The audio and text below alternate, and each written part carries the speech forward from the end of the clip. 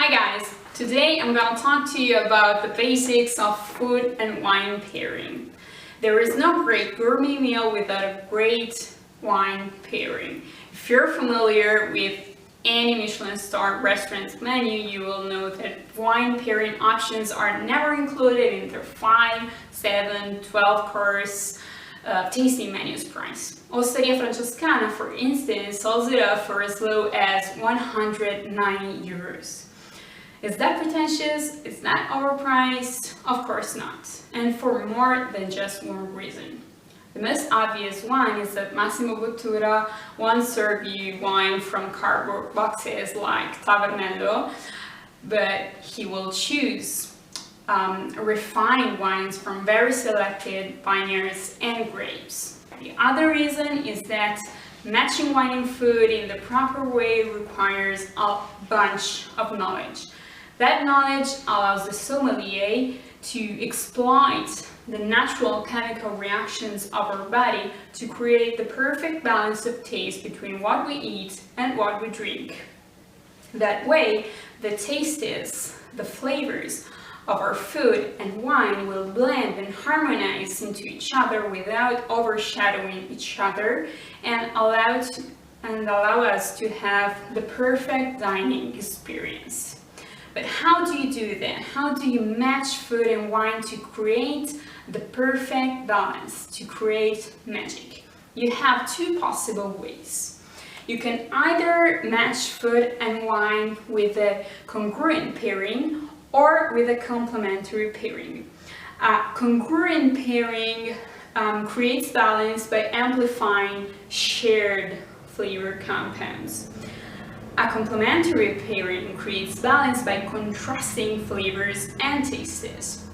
But how do you know what flavors do food and wine share? You have to think about their prevailing basic tastes. Food have 6 basic components.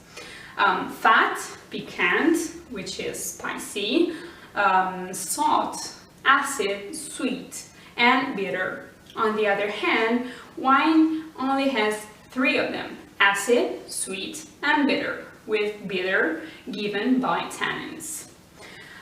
If you look at this diagram, you will see what the main combinations between food and wine are. For instance, if the main feature of a food is being sweet, you will either make a congruent pairing by matching it with a sweet wine, or create complementary pairing by matching it with an acidic or bitter, that is tannic, wine.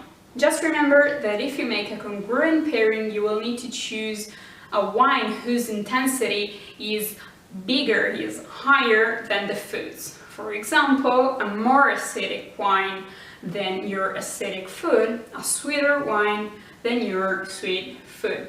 The only combination you can't actually do is bitter with bitter.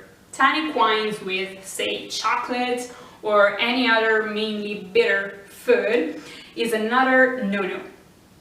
That is just something your mouth won't accept. Now, there's 2 more main things to take into account when you match food with wine, which are weight, also called body, and texture. Food and wines need to have similar body and texture. The reason why we instinctively know that no white wine is good to go with beefsteak is that they have completely different bodies. Light-bodied red wines like Pinot Grigio won't be appropriate as well. On the other hand, the buttery texture of a Pinot Grigio will work brilliantly with cream-based dishes or creamy cheeses. Well, that's it for the basics of food and wine pairing. I hope you enjoyed this lesson, and next time you open up a bottle, please let me know what food you matched it with. Cheers!